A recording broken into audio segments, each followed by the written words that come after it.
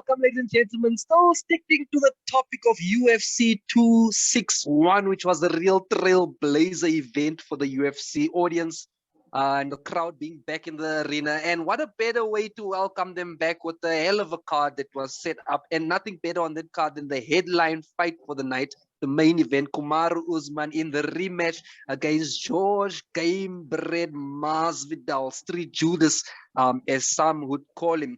Rematch fight, bets from both of us. We both put money on that fight. Couch, before I tell you what I did, please tell me what you did in your betting. Of course, Betway is our unofficial betting partner. Shout out Betway. Similar to Monster, our unofficial sponsor.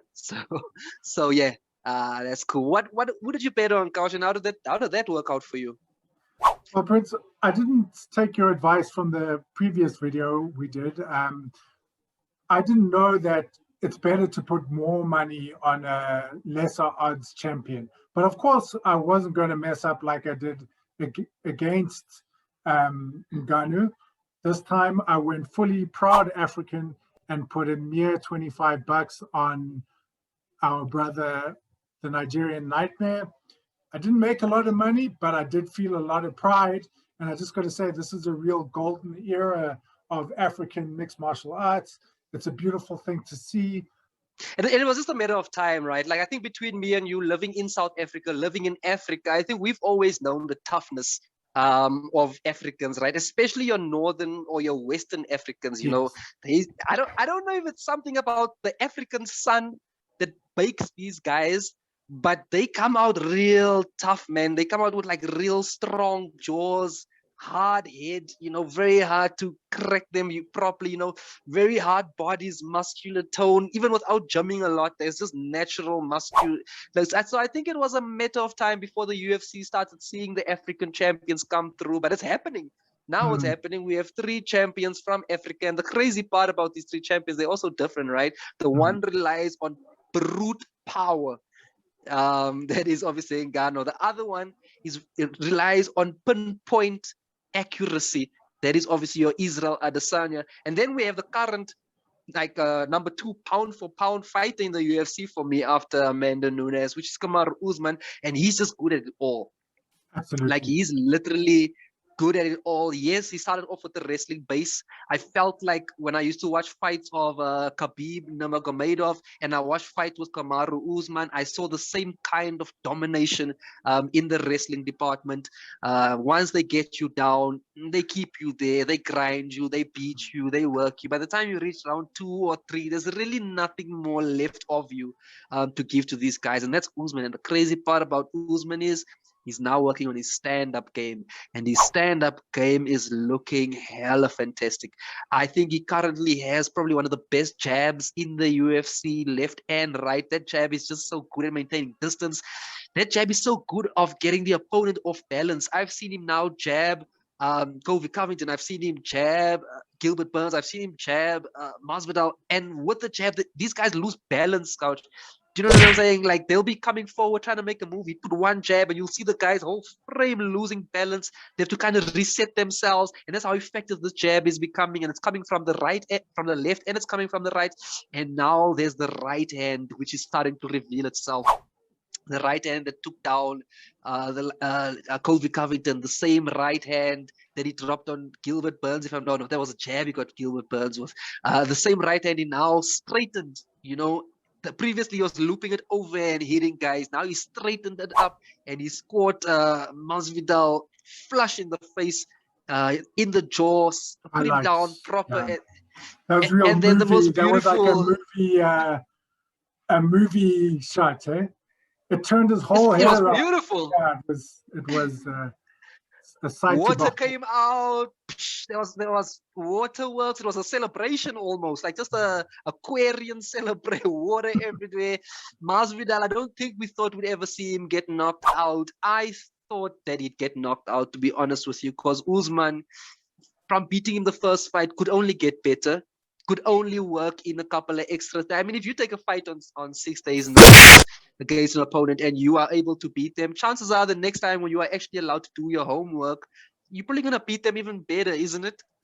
Yeah. And and that's what happened. Like he got when he knocked him out, I was like, yeah, I totally could see that happening, man. Especially after what he did to Gilbert Burns. Especially after he did to Gilbert Burns, I was like, how's Masvidal gonna deal with a disciplined jab?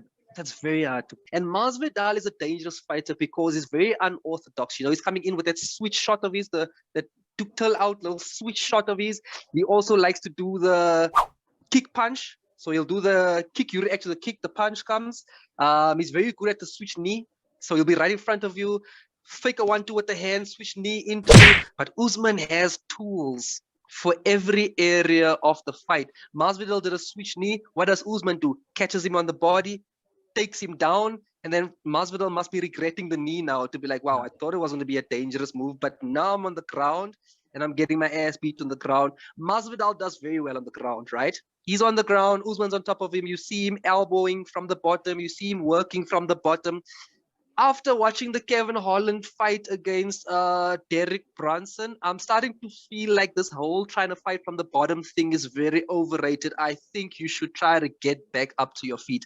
I think that should be your number one concern when you get on the ground, is to try and get yourself to the cage, get yourself onto your feet, get back into the striking range. A lot of guys are trying to do the Tony Ferguson and fight from the bottom. And in recent times, it does not seem to be paying dividends for any fighter. Like your success rate of trying to outstrike your opponent from the bottom is very low. Fighters have done it. We mentioned Tony Ferguson, he's done it. We saw the knockout of Jacare Souza versus Kevin Holland. That was beautiful.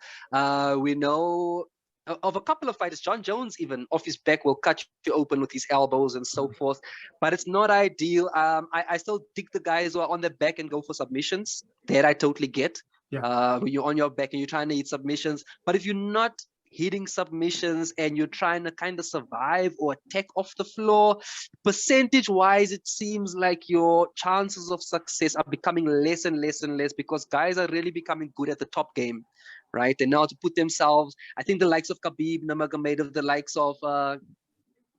of Kamaru Usman, has really shown guys how to, even Stipe Miocic versus Francis Ngannou, has really shown guys how to stay on top in safe positions and work from a safe position. You saw that with Blachowicz versus Adesanya as well. Blachowicz just got himself on top, put himself in a very safe position, and just work from there, because as long as you stay working, the referee won't take you out of that same position, meaning that whole round is probably yours. Next round, if you can get him down there again and just repeat, rinse and repeat, you probably win the fight. If you can use it as an effective tool, there's no harm in trying it. But again, it's something that either you can inflict enough damage to finish a fight, or you inflict enough damage to distract the guy enough so that you can quickly get back on your feet. But to sit there and be like, okay, this is my range. I'm the guy that fights off his back throughout the entire fight. As a fan, you don't even want to see that. You want to see a lovely shot that's well thought out, and you're like, oh wow, he did the up kick and the guy fell down. But you don't want to see the guy that's like, he's known for fighting off his back the entire 5 rounds. I mean, that's bullshit. Right. Even someone who loves like too much sex off their back is boring, isn't it? Like every time we hear you's on your back and I'm in top position, I'm like, no, dude, switch that thing around. You do some ground and pound for once. Let me body position and shuffle. Put my feet on your hips, try and push you off. Imagine you did that during sex, like you're in bottom position and they're on top. You put your feet on the hips and push them off. They against the world.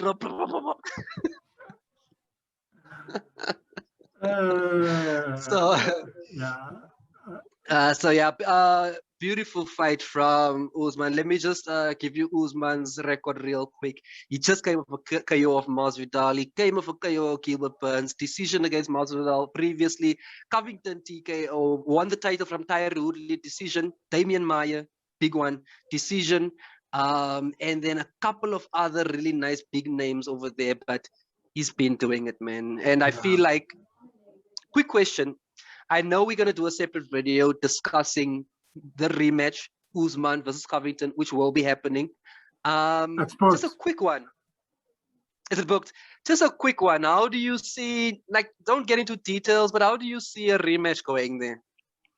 I mean, I think the more trash the more trash Covington talks, the more determined Usman's going to be. Going to be another annihilation. I haven't seen Covington fight except the last time getting his jaw broken. He hasn't. So He hasn't fought since Usman. yeah. If I was Covington, I would A, shut up, and B, look for a tune-up fight before going back into a champion that's only getting better is going to now fight you at the range. Who's beaten you before?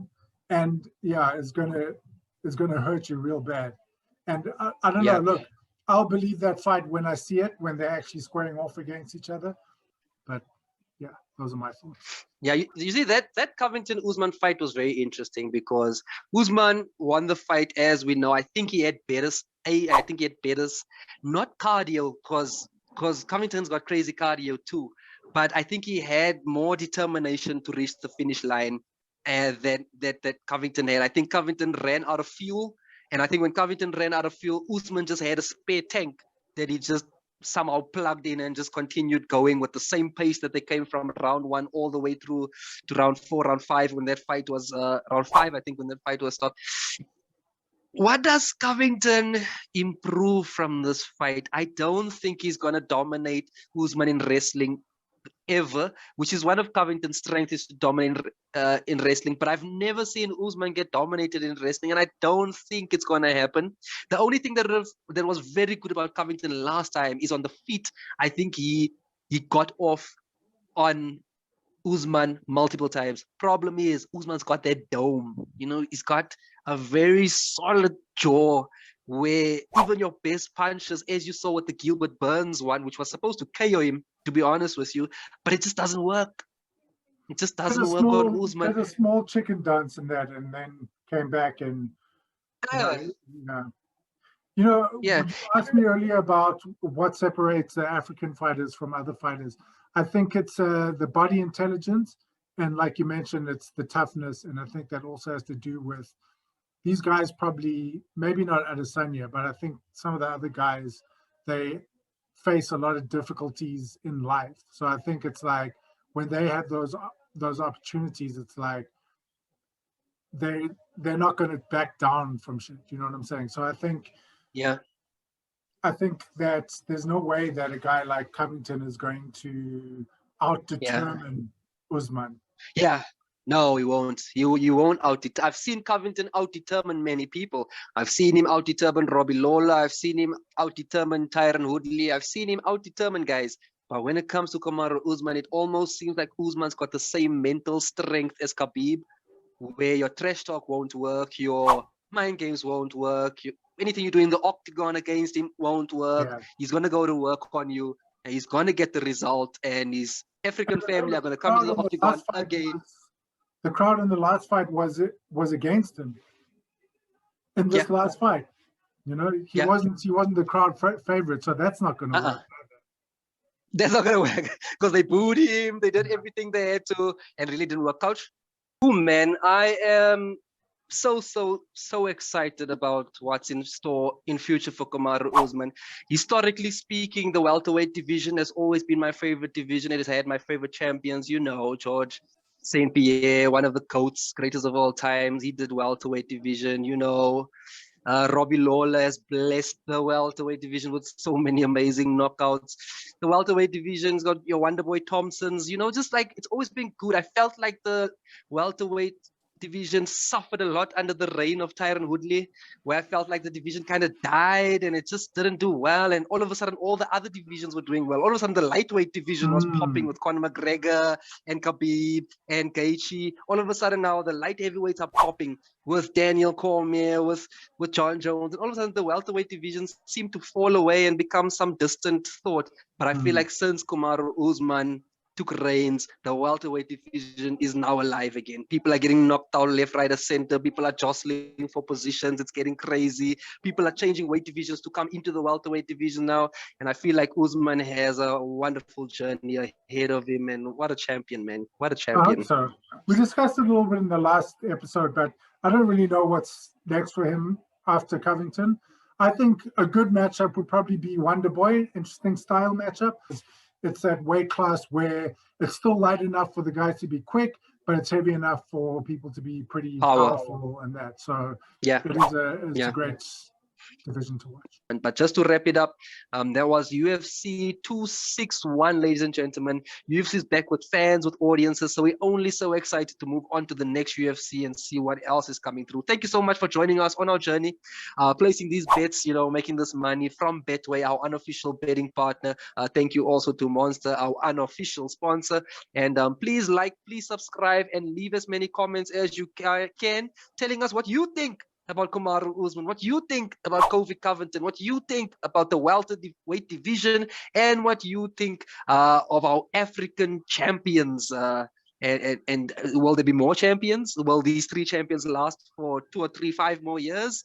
Let us know. Thank you so much. I am Prince. This is my partner in crime, Coach Ninja. This is Mzansi's MMA show.